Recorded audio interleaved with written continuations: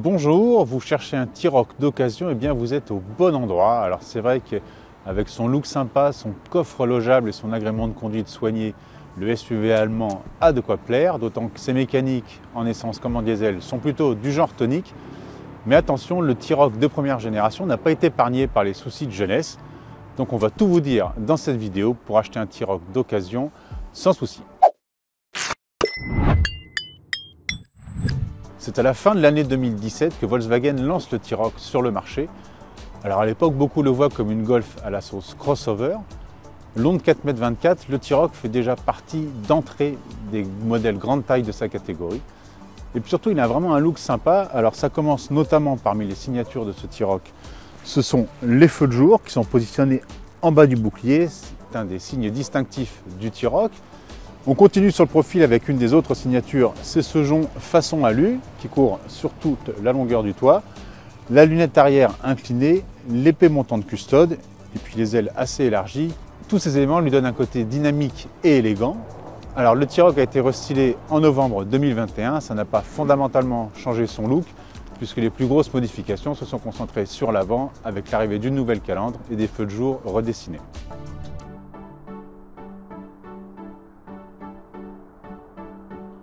Tout au long de sa carrière, ce T-Roc de première génération n'a misé que sur des blocs thermiques sans hybridation.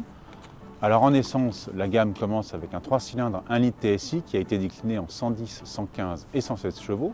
Au-dessus, on trouve un 4 cylindres, un 1 litre 5 TSI proposé en 150 chevaux qui n'aura cessé d'évoluer depuis son apparition sous le capot en novembre 2017. Enfin, on chapeaute la gamme avec un 2 litres TSI 4 cylindres également qui a été décliné en 190 et 300 chevaux réservé à la sulfureuse version R. Côté diesel, Volkswagen oblige, le T-Roc ne mise que sur des blocs TDI. Alors on commence avec un 1 litre 6 qui a été proposé en 115 chevaux, suit un 2 litres TDI qui a été décliné en 115, 116 et 150 chevaux. Et puis enfin, de façon éphémère, sous le capot, on a même eu droit à un 2 litres TDI, mais en version 190 chevaux. On termine la présentation des motorisations en vous rappelant que la plupart de ces mécaniques peuvent être associées à une boîte automatique DSG7 à double embrayage et à 7 rapports. Et puis chose assez rare dans la catégorie, c'est un vrai plus par rapport à la concurrence, le T-Roc peut aussi profiter d'une transmission intégrale 4x4 grâce au système Volkswagen 4Motion. Alors pourquoi acheter ce Volkswagen T-Roc? D'abord pour son agrément de conduite. Doté d'une direction franche, d'un amortissement efficace quoique un peu ferme, mais qui garantit un roulis contenu, et puis aussi des mécaniques volontaires, le SUV Volkswagen offre une polyvalence et des qualités routières dignes de la catégorie supérieure. L'un des atouts du T-Roc, c'est aussi sa présentation intérieure. Il est aussi sympa dedans que dehors. Alors ça commence notamment avec un bloc compteur numérique et un écran tactile. En 2017, lors de sa sortie, c'était des équipements qui n'étaient pas forcément encore aussi répandus qu'aujourd'hui. On apprécie aussi la présence de ce bandeau en plastique laqué qui est présent sur toutes les versions. Et puis surtout, ça apporte un petit plus parce qu'on verra plus tard dans la vidéo que la finition n'a pas toujours été l'un des gros points forts du T-Roc. Et puis on va terminer la distribution des bons points en vous montrant le coffre. On commence la découverte du coffre en vous parlant de volume. Alors en version 2 roues motrices, le T-Roc profite d'un volume de 445 litres qui baisse à 392 litres pour les versions 4x4 4Motion, mais ça reste quand même dans les deux cas des valeurs largement supérieures à ce que proposait la concurrence à l'époque. Et puis plus que le volume, c'est surtout la forme du coffre avec les parois bien carrées qui facilite le chargement, le seuil de chargement justement qui n'est pas trop élevé, donc là encore un petit plus au quotidien. Et puis aussi, là encore ce qui est assez rare à l'époque, c'était le plancher de coffre ajustable, voilà, qui permet soit de mettre des choses en dessous et de les cacher, soit de disposer d'un plancher pas quand on rabat les dossiers de la banquette. Donc vraiment un grand sens pratique pour ce Volkswagen T-Roc de première génération. Alors si le T-Roc a des points forts, évidemment il a des points faibles. Et on commence par un domaine qu'on a déjà évoqué tout à l'heure quand on parlait de la présentation. Je vous disais que la finition n'était pas toujours au niveau des standards Volkswagen. Alors c'est surtout le cas sur les T-Roc d'avant restylage, d'avant novembre 2021, où notamment sur les parties hautes de la planche de bord, on avait du plastique dur et rugueux pas très valorisant. Autre bémol, alors qui là n'a pas pu être corrigé avec le restylage, c'est le manque de rangement à bord. Alors ça commence avec la boîte à gants qui n'est vraiment pas très profonde. Et puis les bacs de portière aussi sont assez étroits. Alors heureusement, on a ici un petit logement, mais vraiment petit, sous l'accoudoir. Ici 2 porte-gobelets. Donc on est dans la catégorie des SUV qui se montrent plus malins, notamment en termes de rangement. Toujours dans la partie point faible, on reste encore aux places avant pour évoquer les montants de pare-brise assez inclinés et puis également le montant de custode très épais et plein. Ça peut vraiment gêner la visibilité, notamment à l'avant lors des croisements où on ne voit pas forcément ce qui arrive. Et puis toujours pareil, dans la circulation, on aimerait voir un peu plus ce qui se passe derrière. On termine les points faibles. On en parlait tout à l'heure lors de la présentation. Le T-Roc est un grand petit SUV avec ses 4,24 m de long et son empattement de 2,59 m. Pourtant, à l'arrière, on attendait un peu plus d'habitabilité, notamment au niveau des jambes. Pour des grands ados, ça risque d'être un peu juste parfois. Et puis, autre bémol, toujours à place arrière, c'est l'assise de la banquette qui est vraiment très ferme. Au bout d'un moment, ça peut fatiguer, donc c'est un petit bémol côté confort. On termine les points faibles du T-Roc en parlant de l'insonorisation des TDI qui n'est pas assez travaillée. Résultat, à bord, ces diesels, on les entend gronder. Et c'est encore en plus accentué avec le stop-start qui génère des à-coups et qui, à chaque redémarrage, vous rappelle que devant, sous le capot, c'est bien un TDI que vous avez. Avant de dresser le bilan du Volkswagen T-Roc de première génération, il nous faut parler de sa fiabilité. À ce propos, une petite précision, tous les problèmes que nous allons évoquer émanent de documents officiels et internes du constructeur. Il s'agit donc d'avaries bien connues par la marque. Par ailleurs, si vous voulez consulter la liste exhaustive des pépins qui ont touché les Volkswagen, mais aussi tous les rappels le concernant, allez consulter sa fiche occasion sur notre site largus.fr. On commence avec le chapitre moteur en évoquant le 1 litre TSI qui a été décliné en 110, 115 et 116 chevaux au cours de sa carrière. Sur ce 3 cylindres, on relève une perte de liquide de refroidissement due à un souci de joint de la pompe à eau. Ce bloc peut aussi être sujet à des pertes de puissance ou à l'allumage intempestif du témoin de pollution. Dans ce cas, il faut procéder au remplacement de la tige de l'actionneur de pression de turbo. Enfin, certains 1 litre TSI ont eu à déplorer des pertes ou de la surconsommation d'huile, un souci causé par le joint de la conduite d'alimentation ou de retour d'huile. Malgré ces petits soucis, le 1 litre TSI reste un bloc digne de confiance, c'est pourquoi nous lui avons donné la note fiabilité de 4 étoiles sur 5. On enchaîne avec le 1 litre 5 TSI de 150 chevaux. Comme pour le 1 litre TSI, ce 4 cylindres ne connaît pas de problème majeur. Et les seuls pépins référencés sont ceux déjà évoqués sur le 1 litre TSI, à savoir des pertes de puissance ou l'allumage du témoin de pollution. Là aussi, il faudra procéder au remplacement de la tige de l'actionneur de pression de turbo. Autre problème déjà vu sur le 1 litre TSI et qui peut affecter ce 1 litre 5 TSI, des pertes ou de la surconsommation d'huile due au joint de la conduite d'alimentation ou de retour d'huile. Hormis ces soucis, le 1 litre 5 TSI est un moteur bien né qui affiche un bilan plus que correct, d'où sa note fiabilité de 4 étoiles sur 5. On termine la revue des blocs essence avec le 2 litres TSI qui existe en configuration 190 et 300 chevaux. Même si cette mécanique ne représente pas le plus gros des annonces, loin de là, un petit mot tout de même.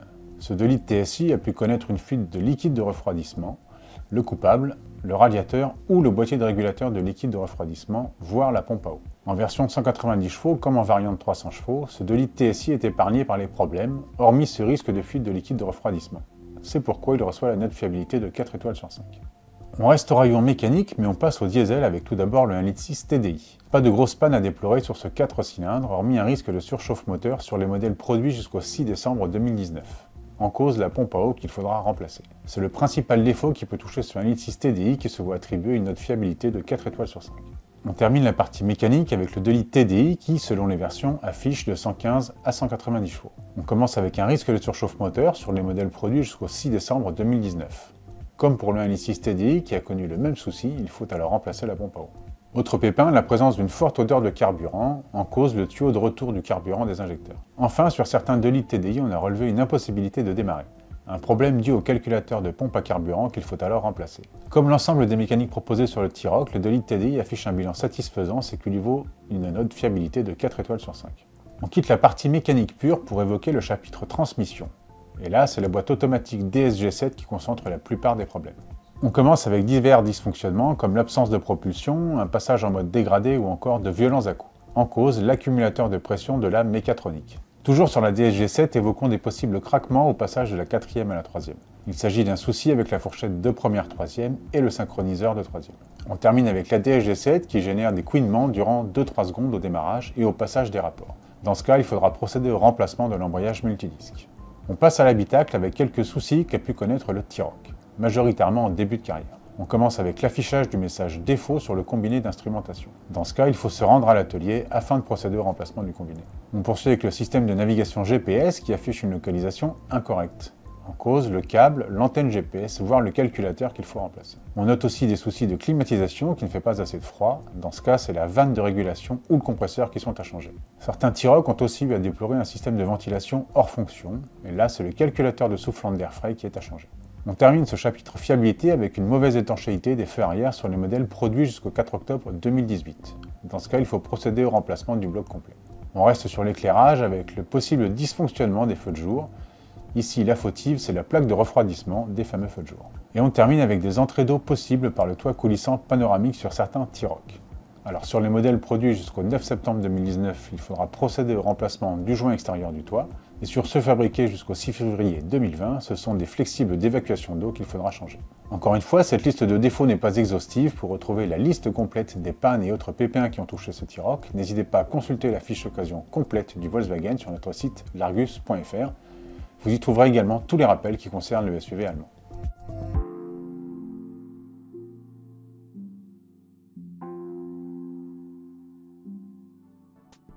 Voici venue l'heure du bilan pour ce Volkswagen T-Roc de première génération. Alors on l'a évoqué quand on parlait de la fiabilité. Le SUV allemand n'a pas été épargné par les problèmes de jeunesse, mais tout a été réglé depuis le restylage de novembre 2021. C'est pourquoi nous lui attribuons la note de fiabilité générale de 4 étoiles sur 5. Joliment dessiné, plaisant à conduire, avec des mécaniques alertes, un coffre logeable. Ce T-Roc est vraiment très plaisant, il conviendra bien aux petites familles, même si l'habitabilité reste moyenne. Et puis surtout, ça a été un vrai carton commercial, donc le T-Roc abonde dans les petites annonces. On le trouve notamment aux 2 tiers en essence et majoritairement avec la boîte auto DSG7. Méfiance avec cette transmission, on vous l'a dit quand on évoquait la fiabilité. À elle toute seule, elle représente plus de la moitié des notes techniques internes du constructeur. Mais pour le reste, on l'a dit, ce modèle affiche une fiabilité satisfaisante.